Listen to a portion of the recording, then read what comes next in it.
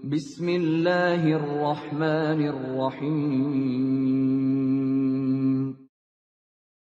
Orang yang ketika berdoa kepada Allah, bukan Allah tidak mengabulkan, karena hukum doa itu dalam Al-Quran begitu disampaikan Allah pasti kabulkan.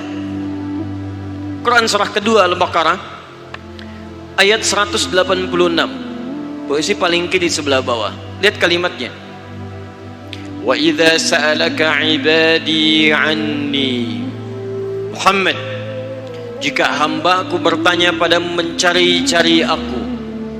Masya Allah. Saya mau tanya sebentar, kalau ada orang mencari Allah, kira-kira motifnya apa? Butuh.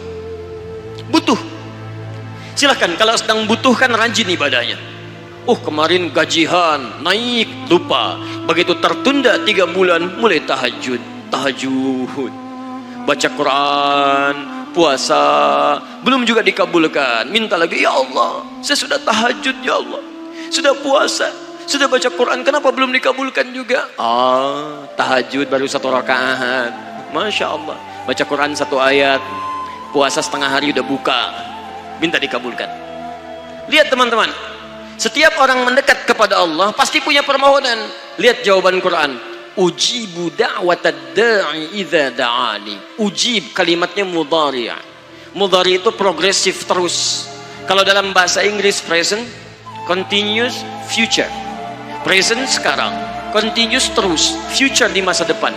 Jadi sifat doa itu, kalau Anda minta sekarang akan dikabulkan, minta nanti akan dikabulkan, minta di masa depan akan dikabulkan dengan cara Allah yang terbaik, yang dikabulkan menurut maslahat untuk Anda. Jadi sifat doa itu kalau diberikan pasti dikabulkan, entah sekarang, besok, atau nanti saat kita siap menerimanya. Yang jadi masalah, ada orang minta yang lain dikabulkan, dia tidak. Ini masalahnya. Dan ternyata bukan Allah nggak ngabulkan, bukan. Ketika Allah akan berikan, tidak tembus pada dirinya. Nih lihat, baik. Terkadang ketika Allah dengan sifat sayangnya ingin mengabulkan permohonan hambanya, bukan doa tidak dikabulkan, tapi permohonan ini tidak sampai pada dirinya karena ada sekat yang menutup. Itulah dosa, itulah maksiat.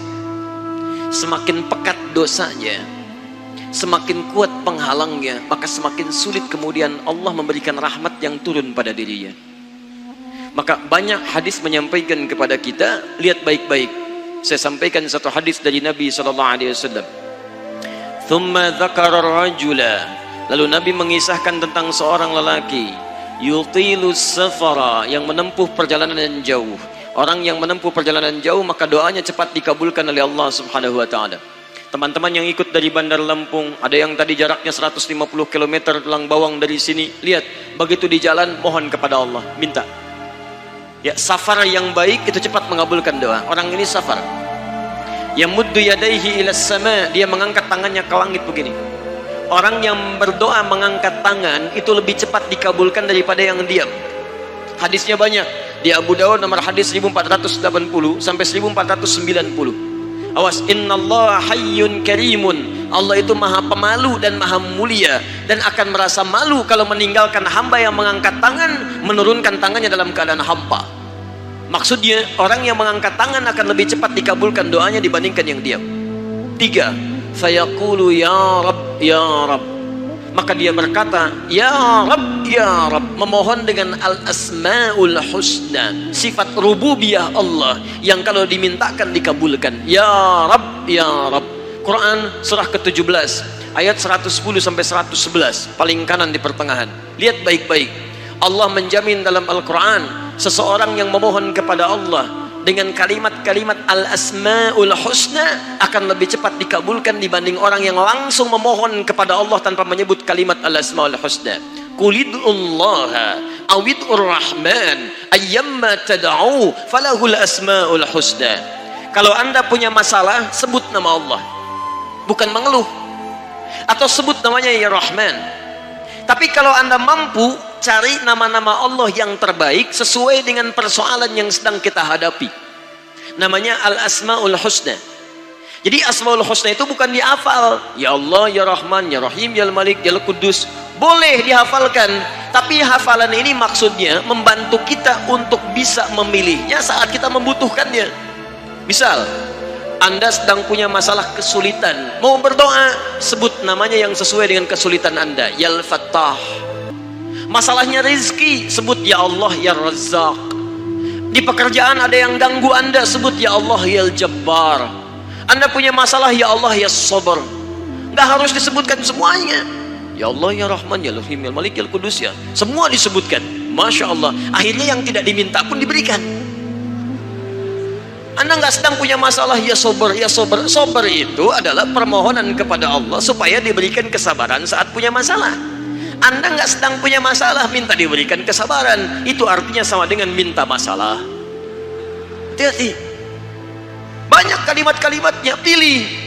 Kitab Al-Aqaid Al-Islamiyah karangan Syekh Sayyid Sabiq, halaman 24 sampai 59, posisi paling kanan di pertengahan. Dikisahkan seorang lelaki bermohon kepada Allah setelah dia selesai menunaikan salat. Lihat kalimatnya. Allahumma innaka antal ahadus samad alladzi lam yalid wa lam yulad wa lam yakul lahu kufuwan ahad. Allahumma inni as'aluka an taghfira liya. Dia sebutkan al-asmaul husna. Allahumma inni as'aluka innaka antal ahad as-samad, al-asmaul husna alladzi lam yalid wa lam yulad wa lam yakul lahu kufuwan ahad. Allahumma inni as'aluka an taghfira li. Mohon ampuni dosa saya, ya Allah. Ampuni saya, ampuni saya. Apa jawab Nabi? At-tadri bimadza tas'al? Tahukah engkau barusan mengucapkan kalimat apa saat berdoa? Kata orang ini, wallahu wa rasuluhu a'lam. Kata Nabi, lihat kalimatnya. Faqad du'ita bi asma'illahil a'zam idza du'iya biha ajaba wa idza su'ila biha a'ta. Kamu baru saja berdoa memohon kepada Allah dengan nama-nama Allah yang paling agung, al-asma'ul husna, yang kalau dimulai doa dengan menyebutkan itu, doa akan dikabulkan, permintaan akan diberikan. Tapi ini aneh, lihat baik-baik. Orang tadi melakukan 3 hal, perjalanan panjang, masih ingat? Mengangkat tangan ke langit, membuka dengan al-asmaul husna, 3-tiganya dikerjakan. Seharusnya doa dia 6 kali lebih cepat dikabulkan oleh Allah dibandingkan doa orang biasa. Tapi apa kata Nabi? Lihat baik-baik. Anna yustajabu lidzalik, anna yustajabu lidzalik. Mustahil doanya bisa dijawab. Mustahil doanya bisa dijawab. Sifat doa dimohonkan, dikabulkan. Tapi yang ini kata Nabi, anna yustajabu lidzalik, mustahil doanya bisa dijawab. Kenapa? Enggak tembus. Fabat'amu haramun, karena makanannya haram.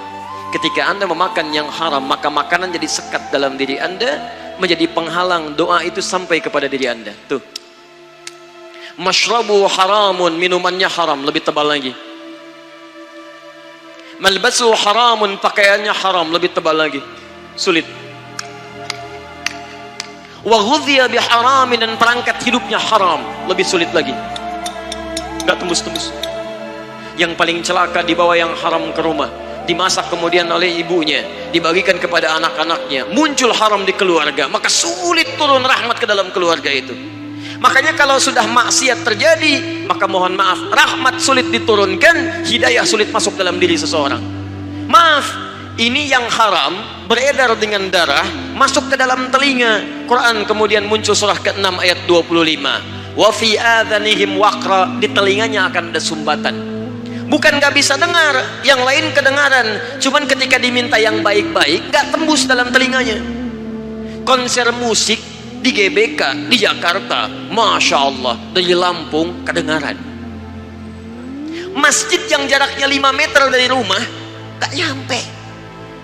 Ini rumah dia, ini masjid, mikrofon masjid ke rumahnya begini nih. Sepeda ada, motor ada, mobil ada, kendaraan ada. Allahu Akbar, hayya 'alas shalah, gak dengar. Qomat, gak dengar.